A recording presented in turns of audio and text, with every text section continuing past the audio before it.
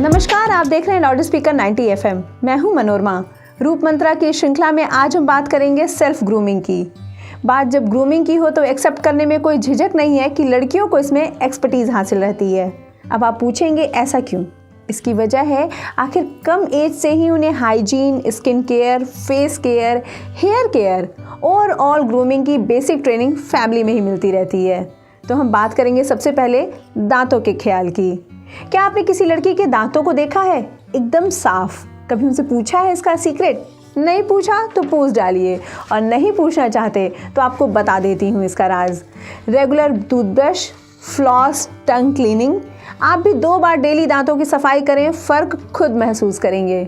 अपनी उंगली पर टूथपेस्ट लगाकर मसूड़ों को मसाज करें। ये तरीका मसूड़ों की आड़ में पनाह लिए बैक्टीरियाज को खत्म कर देता है। सांसों की बदबू को दूर करने का सबसे कारगर उपाय होता है ये।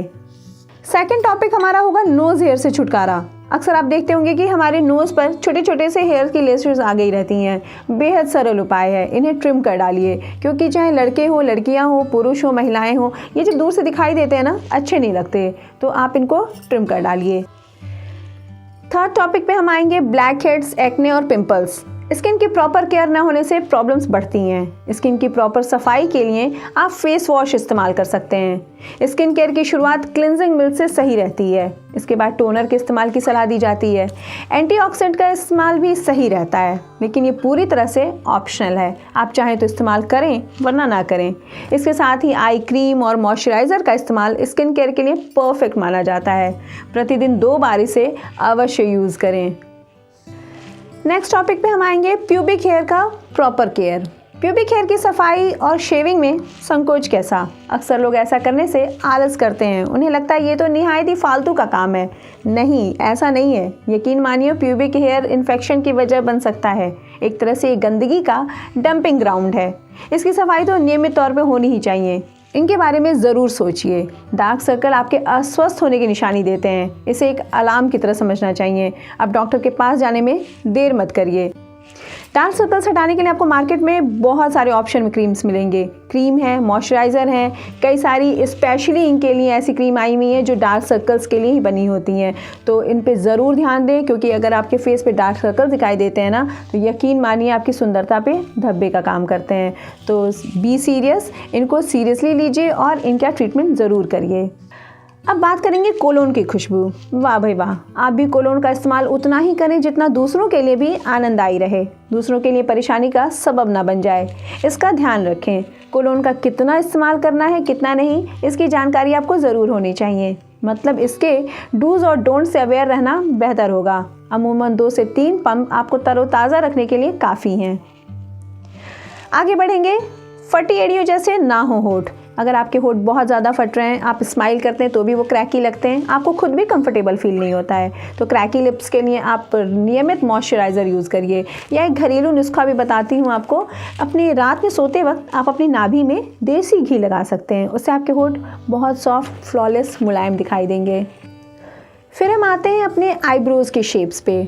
ज़्यादातर लेडीज़ क्या करती हैं, आईब्रोज़ बनवाई फिर महीने भर की छुट्टी समझ लेती हैं, लेकिन ऐसा नहीं है। आपको 15 to 16 डेज़ में अपने आईब्रोज़ शेप्ड कराना बहुत ज़रूरी है, क्योंकि फेस की सुंदरता में इसका बहुत अहम योगदान होता है।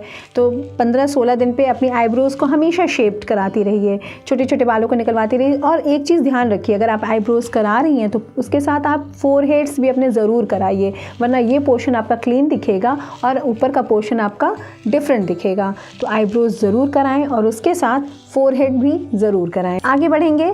शैम्पू का इस्तेमाल। बालों में शैम्पू अगर आप अपनी मर्ज़ी से रोज़ या कई बार करने की सोच रहे हैं, तो बालों की सीमित बची ज़िंदगी का काउंटडाउन अभी से शुरू कर दीजिए। बालों में शैम्पू की अधिकता आपके बालों की ज़िंदगी के लिए बेहद घातक है। इससे न सिर्फ आपके सिर के बाल रूखे और कड़े हो जाते हैं, बल्कि झड़ने भी शुरू हो जाते हैं।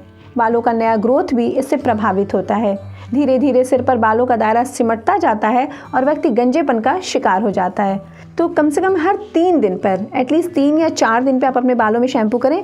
रोज़ाना अपने बालों में शैम्पू करने से बचें। ये बालों को ड्राई करते हैं और बेजान करते हैं। तो 3 से 4 दिन पे आप अपने बालों में शैम्पू करिए और सीमित मात्रा में, ज़रूरी मात्रा में कंडीशनर का यूज़ करिए।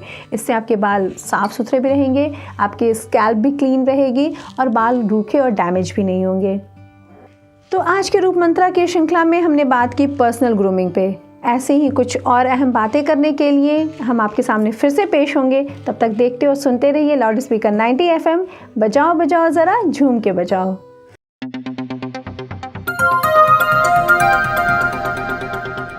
बजाओ जरा झूम के बजाओ, बजाओ बजाओ जरा झूम के बजाओ।